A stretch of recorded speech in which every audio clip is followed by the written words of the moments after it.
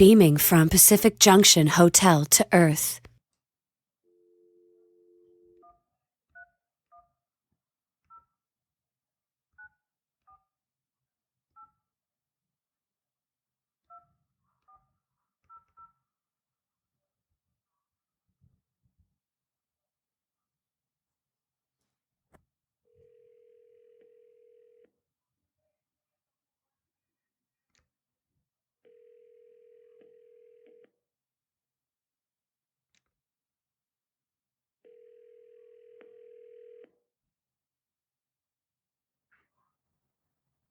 Hello, this is Andrew. Hi, Andrew. This is Sammy, and I have a show called My Summer Lair. We have an interview for The Heretic. Oh, that's great, man. Okay, cool. Sorry, man. I apologize. There's just a lot going on, but I've totally got the time now. So we just had the premiere this weekend, and it's been wild. So yeah, apologies. Yeah, how was the premiere? Man, it was so fun. It was, yeah, it was incredible. It was a really, really special night, and it's always fun to get people together in a theater to see a film. But what was really special about this one was Rob, the subject of the film, hadn't seen it until the premiere. So he watched it with his family for the first time, along with 500 of the other people in the theater.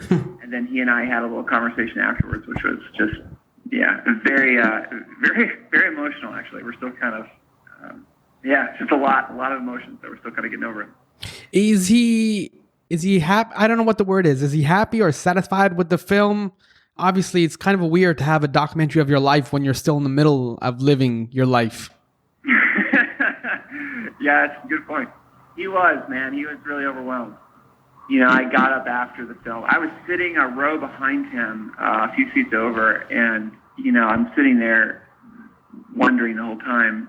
But I can tell it's playing really well to the audience, but I'm trying to figure out, what's going through his head. And I got up after the film to say a couple things, and then I was introducing him, and I looked down, and I saw him and Kristen, and I could just see they were both crying, and, I just had clearly been crying for a while, and it was... it was powerful. It was really powerful. I think he was, I don't think he knew what to expect, truthfully. I mean, I had sat down originally 3 years ago and said, I want to follow you around and film our conversations and the people and the work you're doing, and we'll see if it turns into something. And so I don't know what he thought coming in, but I think he was pretty overwhelmed by it. The movie we're talking about is The Heretic. In the first question that you asked Rob at the beginning of the film, I'm going to ask you, which is, how do you describe you? Who are you? Yeah, I'm a filmmaker. On a personal level, I'm a dad. I've got 4 kids, but I tell stories.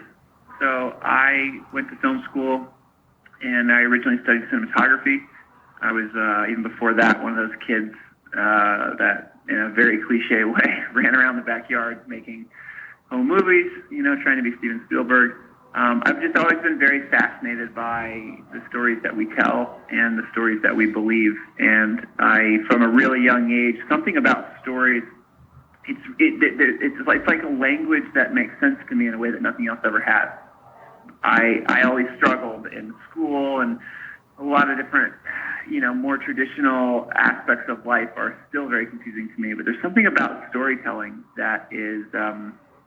I just love it. I absolutely love it. I remember getting to film school and just thinking whoa, these are my people. This I understand. I could give my life to this and still barely scratch the surface of what this could do. So yeah, I make films, and specifically I make documentaries these last few years. This is the 3rd documentary I've done in a row. And I'm just really fascinated by the ways in which, beyond just some pure pleasure and entertainment, that stories really do shape the world. And I'm so intrigued by that, because just like people, stories can change. And so when we find ourselves in a world where so much is going right, but so much is going wrong, it's really very hopeful and very freeing for me to use my time looking at, well, how do we get here? What assumptions, what narratives, what kind of plot have we been following? What got us to this place? And in doing that, maybe there's keys to unlock, where we can go moving forward. So I think in this film, and I think in all the work that I've done, that's been the interest. A lot of what you've just said in terms of like the assumptions, the narrative, that kind of all harkens back to the first film you did with Rob Bell, the Everything is Spiritual, the 2016 tour film, because that kind of encompasses a lot of what Rob Bell's work is and kind of what you just said as well. So it kind of mirrors both of those things. Yeah, I think so. And I think when I first met Rob, that was one of the intriguing things about his life and his work to me was, I think if you're someone who is serious about seeing us take a step forward into the kind of future that we want and the future that we honestly so desperately need, then you have to look beyond effects and you have to start looking at root causes. And I think I've just gotten kind of bored over time with how we can put as many Band-Aids as possible on gaping wounds. And I've gotten much more interested in what is it 6 layers below the surface, 7 layers, like what is it in our thinking that is actually creating the kinds of outcomes that are so good or so destructive? And what does it look like to adjust our thinking? That is utterly fascinating, and to me, it cuts right to the heart of what we're doing here on this planet, flying through space. So when I met Rob, I felt like this is a guy who, regardless of who you are, where you're at religiously, where you're at, none of that matters. This is a person who is really focused on that. And by looking back a couple thousand years into some of these traditions, specifically the Christian story, not just to challenge it and to shake it and to rattle it, I think what he's really doing is he's pulling out of it very real keys that open doors that we need unlocked. In terms of like shooting the 2016 tour film, were you beginning to notice then the visceral responses to Rob's work, both the good and the bad? Because he has a huge spectrum of response. And so were you starting to pick up and starting to see that? Well, what was interesting was when I first started engaging with Rob's work and when I first got to know him, I remember beginning to have a conversation with him, and it was really fascinating. What he was doing was really fascinating to me personally, because I grew up in a very traditional evangelical background, and I grew away from it. And so to me, what he was doing, the way he was coming at it, what he was challenging, what he was suggesting, to me, it was really personally interesting. And then I think when I got to be around him at a couple of events, one of them that led to that live tour film that you're mentioning, I think what it confirmed was, oh, wait, this isn't just my curiosity. This is my curiosity, but this is also something that touches on the story I think a lot of people are living in, which is I grew up in a tribe, a group, a home, a family, a tradition, a religion, and it didn't give me everything I needed to make sense of the complexity of the world that I find myself in now. And I'm searching as a person for what it means to draw on what was given to me, but also to keep going and not be limited by it. And so I think that was when I kind of had the light bulb moment of like, I think this thing that's really interesting to me about Rob and about this work, I think it also has relevance to a lot of other people. And so picking up the current film now, The Heretic, and you mentioned too, like just having a tribe and an identity within this tribe that didn't quite work. Seeing this current film, The Heretic, is this an American parable where people just can't, just because of the different sides and the different tribe that they belong to, each have a different filter and a takeaway from Rob and Rob's work? Well, I think in a lot of ways, the ideas expressed in this film come through the lens of America because that's where I live. That's what I know. And quite honestly, I think I'm very critical of America because I think it has such a dominant impact on the rest of the world. And I've in some of my other work, I've traveled a good bit internationally. And I think I've seen firsthand the impact that America and the American mindset for positive and for great negative impact has and continues to have. So I think in one sense, America is my tribe. That's where I was born into. And so that is the lens that I'm looking through. However, I would say it's much bigger than just America. And I would also say it's much bigger than just, evangelical Christianity. I think this is a parable about how do we move past us versus them thinking? How do we get beyond tribalistic ways of looking at the world that have continued to keep violence in circulation, that have continued to have us engage in seemingly unending wars and continue to overextend the planet, exacerbate inequality, all these things. It's almost like an acknowledgement of saying, this way of thinking, we're right, they're wrong. We're in, they're out. These people are going to heaven, these people are going to hell. Beyond the existential threat, there is a very visceral reality. When you extrapolate those ideas, they create a world that is fundamentally unsustainable. And that's where we're living. So I think I'm coming through the lens of America, Christianity, the evangelical stream, and I think there are insights in that could be applied to anyone, wherever they come from. And in terms of Rob Bell's Heresy, after, as you said, you spent 3 years with him, so you've heard the gamut of criticisms. Is the main criticism that, the actual thing from Love Wins, which is that there's no hell because it goes against the current, orthodoxy? Or is that he just actually failed to stick to the script, which is sometimes when you don't stick to the script, people don't appreciate that either, and you get penalized for it. You went too far off, page. You improvised. Yeah, I think it's a little bit of both. I think, in 2011, Rob wrote a book where he questioned the literal belief in the reality of billions of people burning forever in hell. And I think that, in a very real way, kicked up a firestorm. And it challenged, because it cut to the heart of this idea of we're right, they're wrong, we're in, they're out. And it forced a broader conversation about these ideas. What are we actually saying? What is this story actually about? Because you have a Jesus figure who shows up on the scene and continually says, these people that you said were out, actually they're in. All these people who you said were dirty, they're actually clean.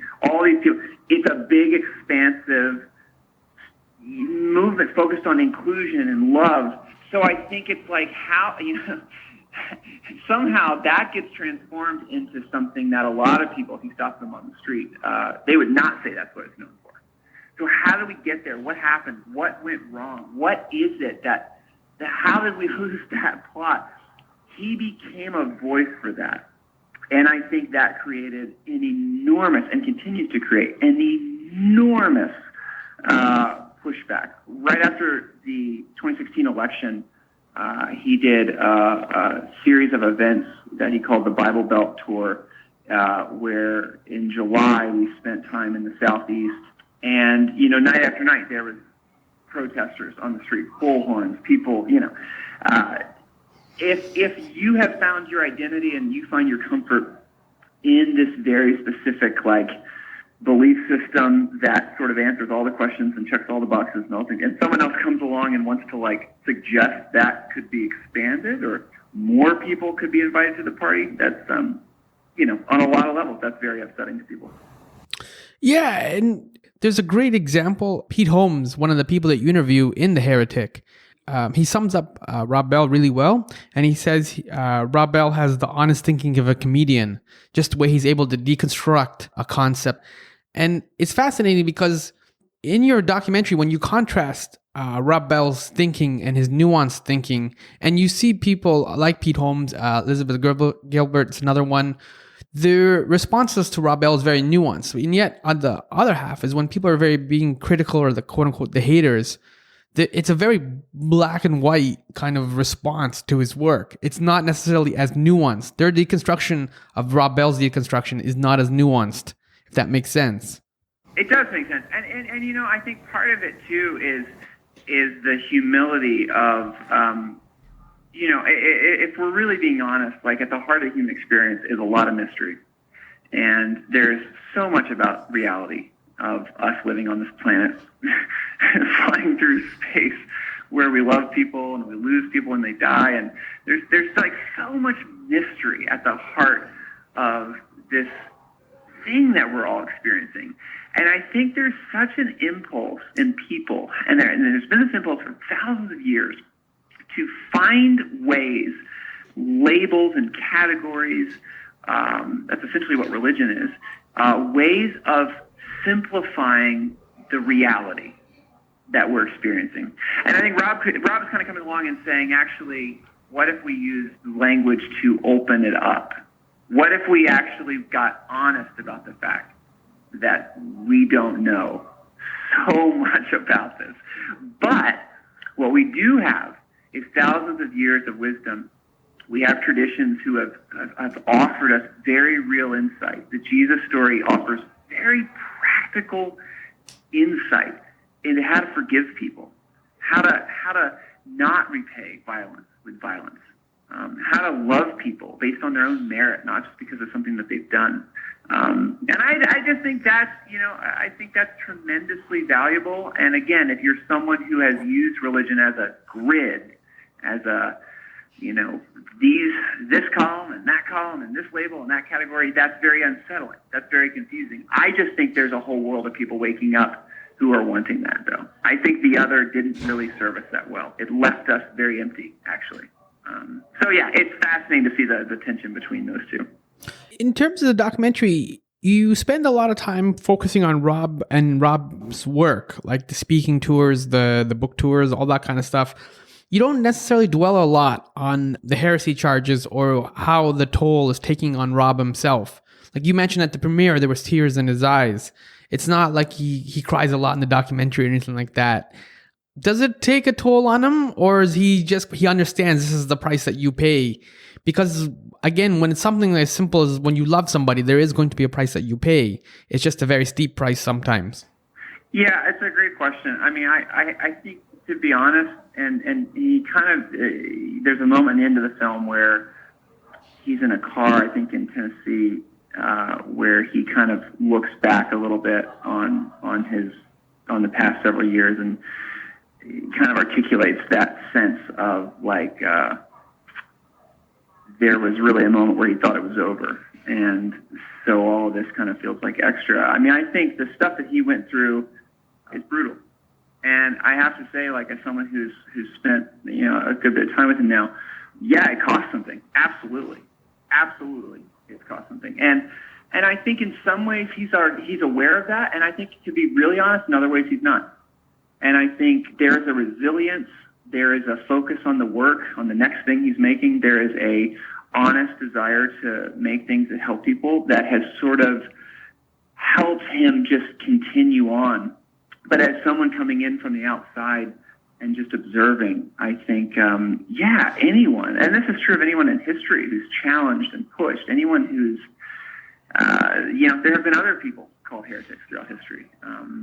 And even outside of religion, politically, a lot of people that we think very fondly of that really served to move the story forward. At the time, they were living real lives, and these things had very real implications. And I think his story is a testament, and part of why I wanted to tell it was it's a testament to what it means to be on a path and to be true to it and to continue it, even in the face of adversity. Because I think whoever you are, even for your listeners, whatever it is you're giving your life to, I think you will encounter that on some level. And I think there's a tremendous amount of courage that can be gained from spending time even in a film with someone who has endured that and who has paid a price and yet who has continued in spite of it as well.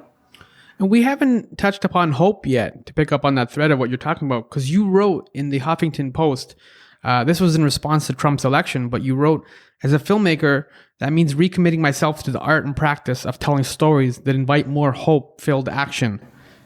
And you feel that this documentary, and Rob's work kind of fulfills that mandate. And there is some hope that despite all the adversities and the trials and the setbacks and the cost of what he's had to endure, there is a lot of hope there. I think there is. And I've spent a lot of time thinking about this. I think it's that endlessly interesting conversation that people have written about, even with Obama, and that him kind of echoing that sentiment of the moral arc of the universe bends towards justice. And, then we elect Donald Trump and we start just regressing on things that feel unfathomable.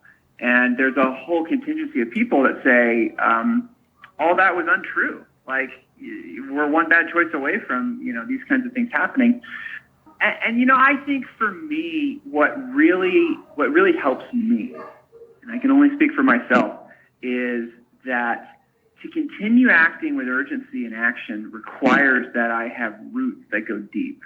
And I think, in a year like, I remember, after the election, just having, there's just this collective sense, especially with liberals in America, where a lot of the people that I know and love, like, they just kind of freaked out. I mean, and rightfully so. Like, it was not like it was petty, but it was like they had no mooring, no moral, like, anchor to help them. So I think part of what I think gives me hope about a story like this, one of the reasons I think it's helpful and worth giving a couple years of my life to make, is there is just tremendous value, whatever tradition you come from, of realizing that we didn't wake up as the first human beings here, and that there for thousands of years have been humans trying to figure this whole thing out.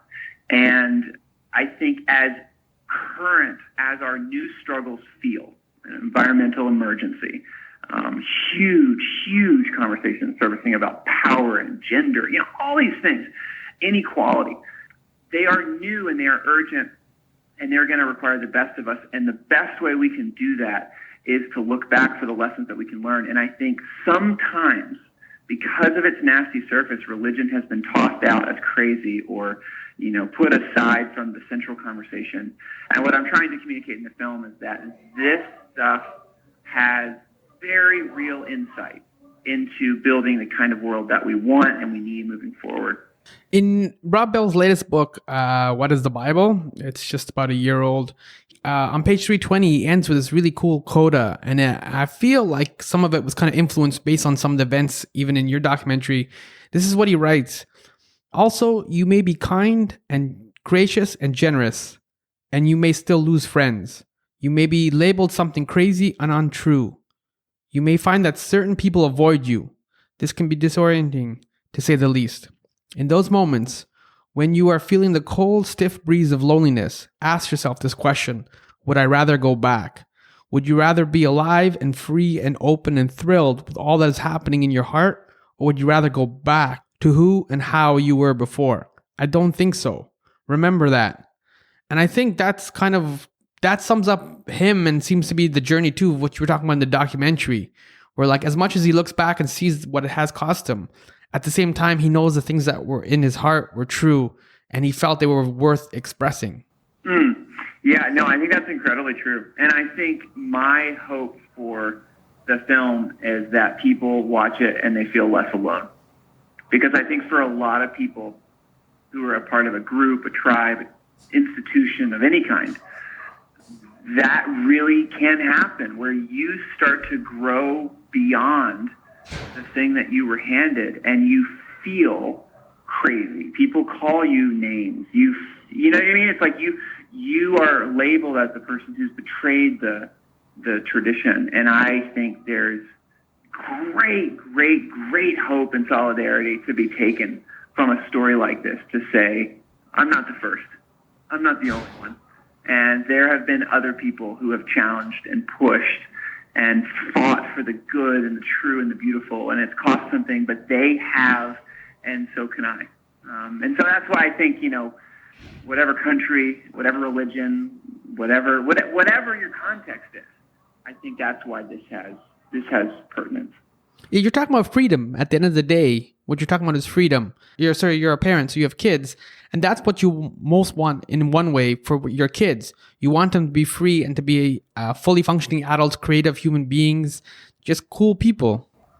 Absolutely, and we want and we need free people. We need people who are full of hope and joy. Like, that's what we need. We're in a chapter of the human story where the stakes are really high. And we need more people free and awake and alive. And so anything that holds you back from that, anything that cuts you off from that is not on your side. Is not helping you. It's not serving you, and in turn it's not serving us.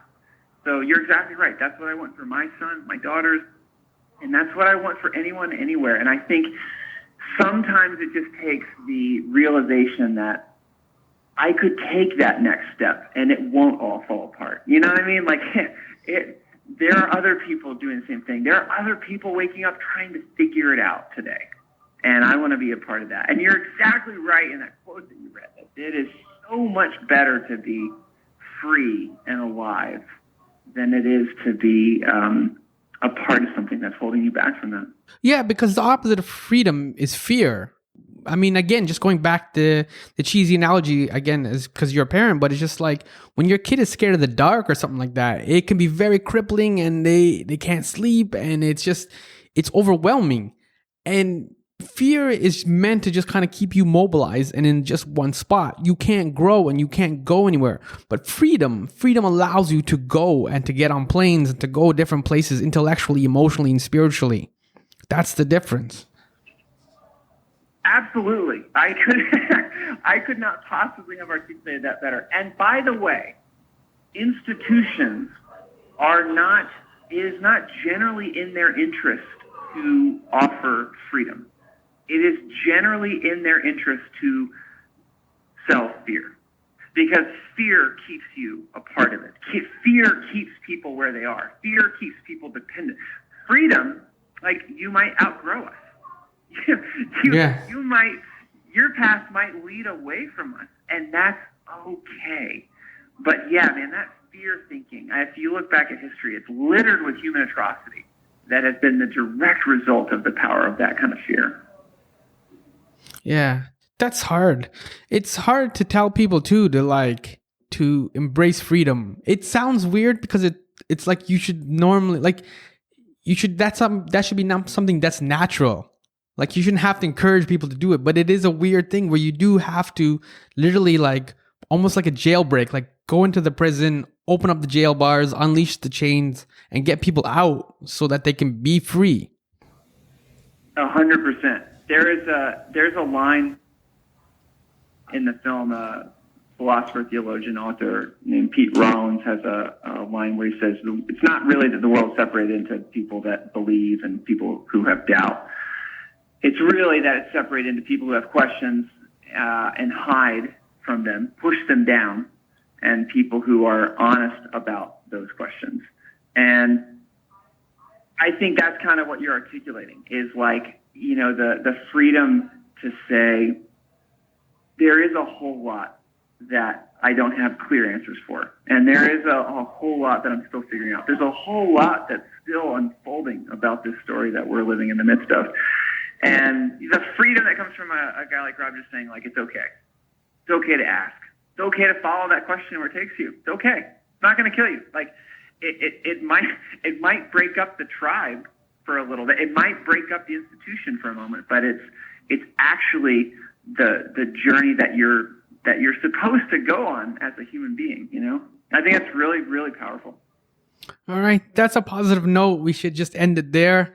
Thank you, Andrew Morgan, for taking some time, and thank you for the documentary. The documentary is called The Heretic. It'll be on Amazon on March 1st. Is that correct? Yep, Amazon, iTunes as well, yeah. Yeah. And I know you just wrapped this up and you just had the premiere last night, but what are you working on next, or have you started working on some ideas?